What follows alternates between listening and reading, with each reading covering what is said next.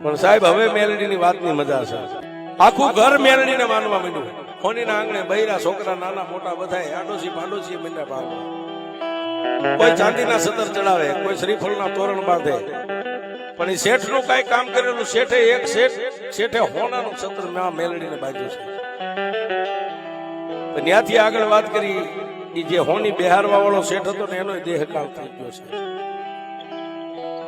એક જેનો પોતાનો 13-14 વર્ષનો દીકરો હતો અને હોનીના ઘરે બાઈ હતી ને એના પેટની મારી પાસે એક બાળકનું ઓધાણ હતું સાહેબ પેટમાં. આ શેઠ વ્યા ગયા એટલે દીકરાને રૂપિયા વાપરવામાં તાણ મંડી પડવા અને એવા ભાઈબંધોની હારે મિત્રતા થઈ ગઈ કે પછી સાહેબ ચોરીઓ માંડ્યો કરવા. હોનીનો દીકરો ચોરીઓ કરવા માંડ્યો. પણ એક દી ક્યાંય ન મળ્યું ને, પોતાના ઘરમાં બધા હોતા છે અને માં મેલડીનું હોનાનું સતર બાંધેલું છે ને, હોનીના દીકરાએ સતર હોનાનું ચોરી લીધું છે. અને બજારની માલપા જઈને સતર વેચી અને ભાઈબંધોની હારે મંડી ગયો આનંદ કરવા. પણ મરી ગયેલા હોનીના ઘરેથી જે ડોશીમાં પોતાની જન્મ દેનારી જનેતા 80 વર્ષના ડોશી હતા ને, બીજે દી ઘરની માલપા દેકારો છે હોનાનું સતર ગયું, હોનાનું સતર ગયું. પણ ખાટલાની માલપા બેઠા બેઠા 80 વર્ષના ડોશીના મોઢાની માલપાથી એટલો સ્વભાવ નીકળી ગયો કે આ મેલડીને દેવા વાળો કાળિયો ખોટો, આની મેલડી ખોટી. અરે આ મેલડીનું મંડાણ માંડવા વાળો એનો વડવો ખોટો હોય છે. એક લાકડાનું બટકું અમારા આંગણે પરાણે આવીને કાળિયો દઈ ગયો. અને જો કાળિયો હાસો હોય ને એની મેલડી હાસી હોય અને એની મેલડીનું મંડાણ માંડવા વાળો એનો વડવો હાસો હોય ને, તો જા જા જા મેલડી જા. દુનિયાની માલપા માણાના ઘરે ચોરી થાય ને જો તને દીવો માને સોર ને પસાડીને લાવતી હોય તો આ તો તારા ઘરે ચોરી થઈ. જો કાળિયો દુબળો ન હોય, એની દેવ દુબળી ન હોય ને એનો મંડાણ માંડવા વાળો વડવો દુબળો ન હોય, હાડા 3 દીની માલપા કાં તો મારે સોર જોઈ, જીવતો કે મરી ગયેલો સોર જોઈ, કાં તો મારી તારું સતર 3 દીમાં જોઈ.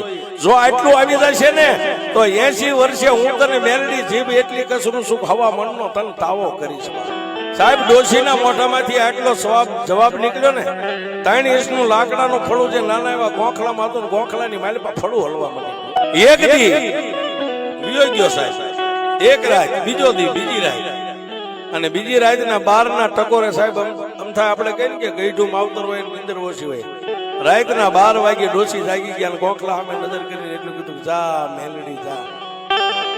મેલડી તારાય પગ ભાંગી ગયા, નકર તારો સોર 3 દીમાં ન આવે.